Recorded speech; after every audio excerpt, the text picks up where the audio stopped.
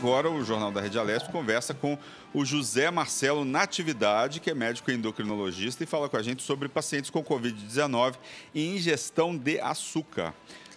Olá, boa tarde.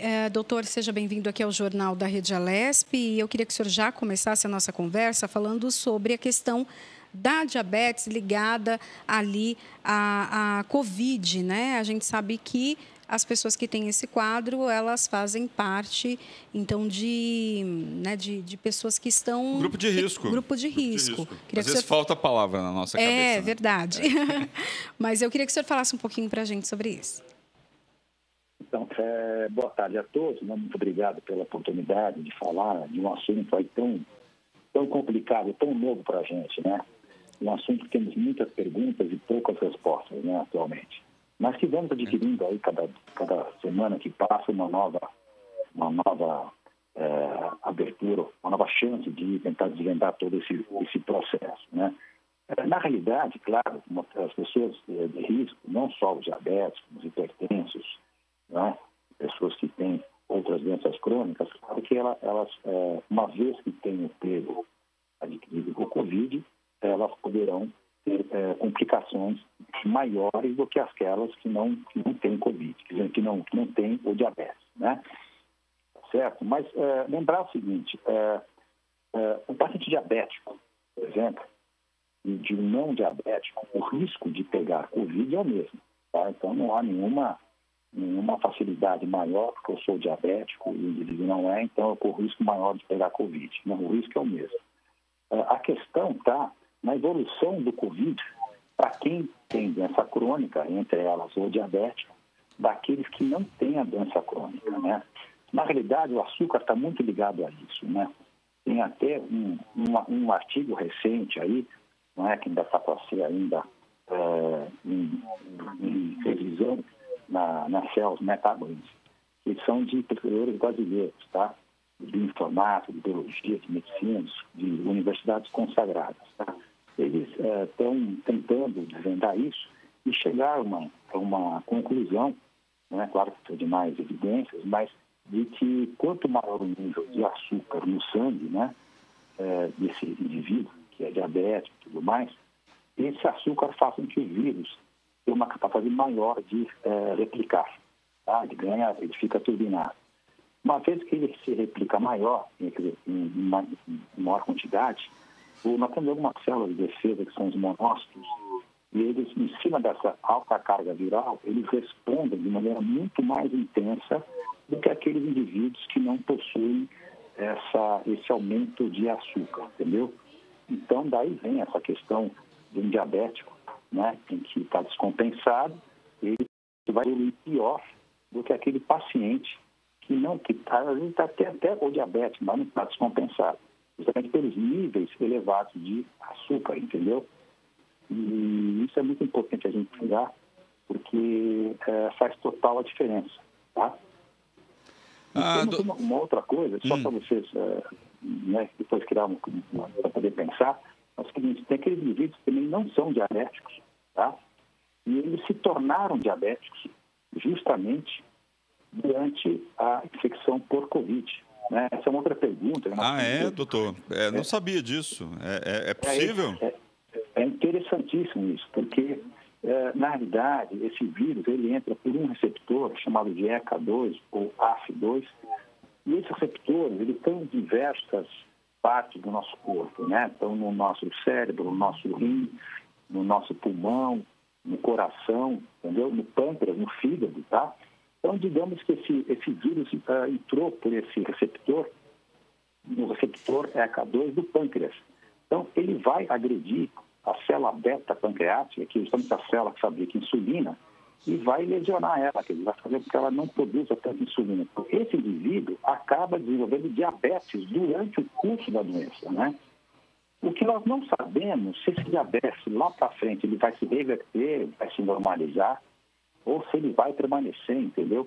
E se esse diabetes é o mesmo tipo de diabetes que nós já conhecemos, né? Que é o diabetes tipo 1, geralmente por uma doença autoimune, ou aquele padrão do diabetes tipo 2, né? Que justamente é por uma questão de de possível metabólica, de gordo, obeso, hipertenso e tudo mais. Então, a gente não sabe se esse diabético adquirido durante a doença do Covid, se ele vai permanecer ou não. Então, alguns desenvolvem, outros, claro, já entraram nessa doença já com o diabetes e complicaram justamente por ter níveis mais elevados de açúcar, tá? Então, isso é importante. Doutor, quais são os estudos que nós temos sobre isso no mundo? Os estudos, então, veja, sobre o quê? Sobre o diabetes e Covid, né? Sobre pessoas que... Você tem vários estudos, né? Inclusive a própria Sociedade Brasileira de Endocrinologia lançou, inclusive, não é um manifesto, né? Mas uma avaliação rápida, né? Para mostrar. Aliás, na realidade, tem agora um grupo de 17 grandes cientistas chamado de Covidiab, que eles se reuniram justamente para poder discutir, basicamente, essa relação do diabetes para com o Covid, né? E desses pacientes que se tornaram diabéticos, entendeu? Durante a doença Covid, né? Então, esse acho talvez o grupo mais sério que tenha, né? Mais robustez, não é? Que eles estão pegando dados do mundo inteiro e estão compilando e vendo, né, a evolução de cada um, né, para que possa termos uma resposta, entende? Então, já existe mesmo a questão dos estudos dos pacientes que adquiriram o diabetes durante a internação. Também tem aquele paciente, qualquer paciente, digamos que está internado numa UTI, numa CTI, qualquer coisa, não pelo Covid, mas por qualquer outra situação. Então, esse paciente geralmente internado, ele libera muito cortisol, um hormônio de estresse, e esse paciente ele vai ter elevações glicêmicas durante a internação, tá? Não é o caso do Covid, né? Eles estão querendo separar o joio do trigo. Pacientes que, claro, estão estressados, mas esse aumento glicêmico não vem necessariamente do estresse, mas vem de uma lesão na célula beta feita pelo próprio vírus. Não é essa que é a tese, né? Entendeu? Entendi. Então, tem muita pergunta ainda, né? Temos respostas a serem elucidadas. Temos brasileiros estudando essa questão? Tem. Agora posso me informar, tem de bioinformática, tem biólogos, tem médicos de universidades renomadas. Quais universidades aqui brasileiras? Eles lançaram esses artigos e até para ser agora, para uma fase revisional, me perdoe agora, eu não posso citar o nome de cada um, porque eu não me recordo. Eu li um artigo recentemente, mas eu não me recordo.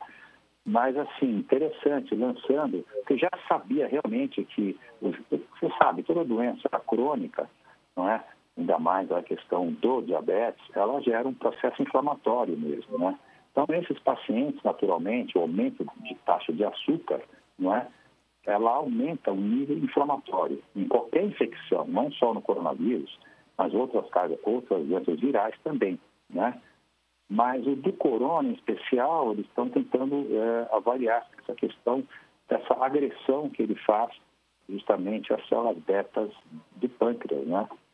E eu posso mais tarde passar o nome desses pesquisadores, mas são gente muito séria, quer dizer, e parece que é um ensaio muito robusto, mas muito interessante. Mas, como eu falo, eu já falei, tem muita pergunta ainda e pouca resposta.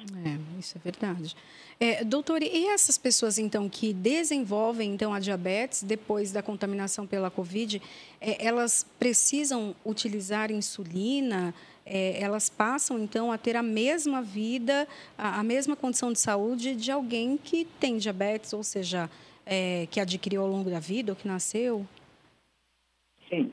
Veja, aí nós precisa ver, são duas coisas. Precisa ver o grau de lesão, né, nessa célula, se de fato o pâncreas parou de produzir insulina, pronto. Se ele parou de produzir insulina e esse indivíduo ficou com uma reserva muito baixa de insulina no pâncreas, ele vai ter que fazer o uso de insulina. Agora, o que a gente não sabe é se isso é por um tempo determinado ou se é uma coisa para sempre, entendeu? Tá? Se essa célula sofreu o dano, se ela se converteu, quer dizer, se ela morreu, ou se ela se converteu, por exemplo, numa outra célula chamada célula alfa, né? Que produz um outro hormônio chamado glucagon, não é? Então, a gente não sabe como é que isso funciona ainda, tá? Mas, com certeza, esses pacientes que logo saem da doença, que adquiriram provavelmente essa diabetes durante o curso da doença, eles vão ter sim que fazer uso, tanto talvez de subcutâneo ou mesmo de oral, como qualquer outro diabético. Tá? A gente sabe também se esse comportamento desse paciente diabético que adquiriu essa patologia durante o curso da Covid, se vai ter o mesmo comportamento daqueles do diabetes tipo 1 ou tipo 2, ou se é um outro tipo de diabetes, entendeu? É uma outra classificação, talvez, que talvez tenha que ser dado, não é? A gente não temos ainda muita certeza, né, sobre tudo isso. Tem que ver a evolução. Eu falo que a ciência vai vir quando tudo passar, pegar todos esses dados do mundo inteiro, compilar, e aí ver onde acertamos e onde erramos, né? Mas é uma luz, né? Eu acho interessante. E tem gente muito boa aqui no país pesquisando isso, na linha de frente e batalhando, né?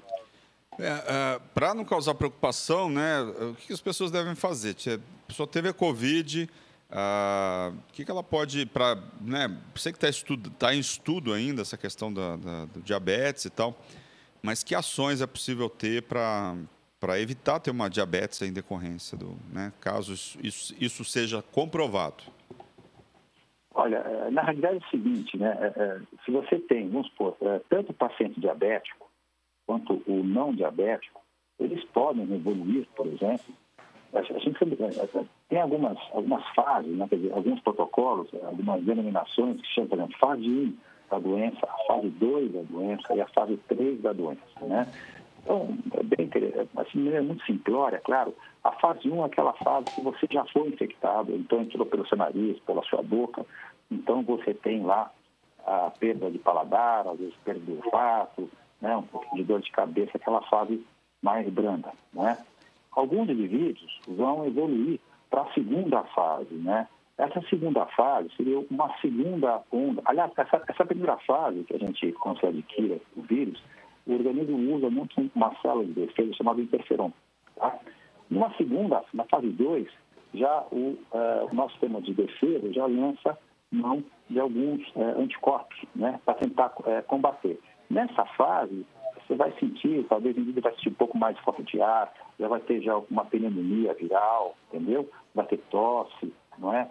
Febre e tudo mais, né?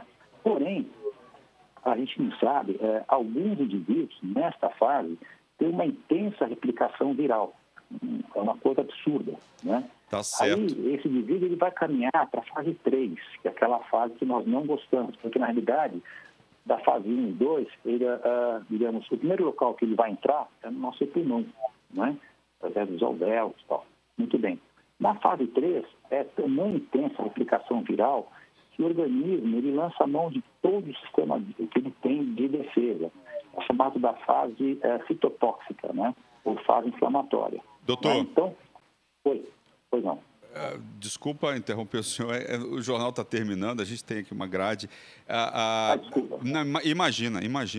Né? O assunto é muito interessante, né? Vamos ver se a gente conversa numa próxima oportunidade. Eu queria agradecer o senhor pelas informações, muito obrigado por participar aqui do Jornal da Rede Alesp. Eu que agradeço, muito obrigado pela oportunidade, viu? Estou à disposição, se vocês quiserem outra pauta, eu estou à disposição. Muito obrigado. Gostaríamos de gravar um programa com o senhor só falando disso, né? Eu já faço o convite de uma vez. Muito obrigado. Bem, obrigado, senhor. Bem.